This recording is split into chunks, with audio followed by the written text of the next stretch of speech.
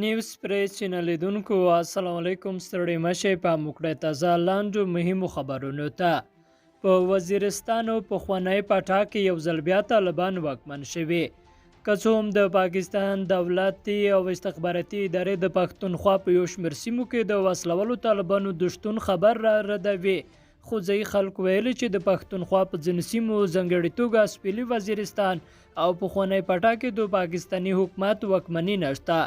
او واک د طالبانو په لاس کې دی د سیمو خلکو ویلي چې د طالبانو د واکمنۍ ښکاره مثال دا دی چې اوس خلک خپل دعوې د حل لپاره د پاکستاني ادارو پر ځای طالبانو ته وروړي په ورته وخت کې د پښتون ژغورنې غورځنګ یو شمېر غړو هم ویلي چې په جنوبي او شمالي وزیرستان کې د پاکستاني ریاست د واکمنۍ څخه ورځ تر بلې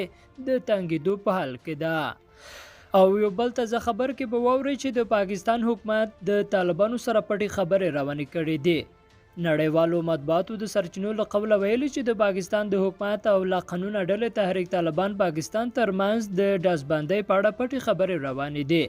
مارشل اډیو د پاکستان پوځ او طالبانو ته نږدې سرچینو له خولې وایي پاکستاني طالبان د ډزبندۍ په بدل کې د پاکستان په جیلونو قید خپلو سلو وسلوالو د رخصتي کولو او په قبایلي زولو کې د شریعت نفاذ غواړي څېړونکي وایي د پاکستاني طالبانو سره له دې مخکې هم داسې لوظنامې شوي خو هغه وروسته بیا پر ځای نه دي پاتې شوي او د دې اوسنیو مذاکراتو هم نتیجې مثبتې نه ویني بلور ته د پېښور په آرمي پبلک سکول کې د وژل شویو ماشومانو میندې پلاران وایي تر څو چې حکومت دوی په باور کې نه وي اخیستی نو داسې یو طرف مذاکرات به ونه ماني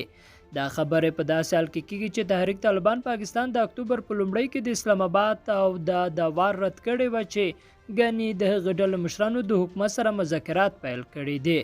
خو سرچینې وایي د حقاني شبکې مشر او د افغان طالبانو د حکومت د کورنیو چارو سرپرست وزیر سراج الدین حقاني د تحریک طالبان پاکستان او پاکستان ترمنځ د مذاکراتو منځګړیتوب کوي لیدونکو له متیا مننه ښې چاره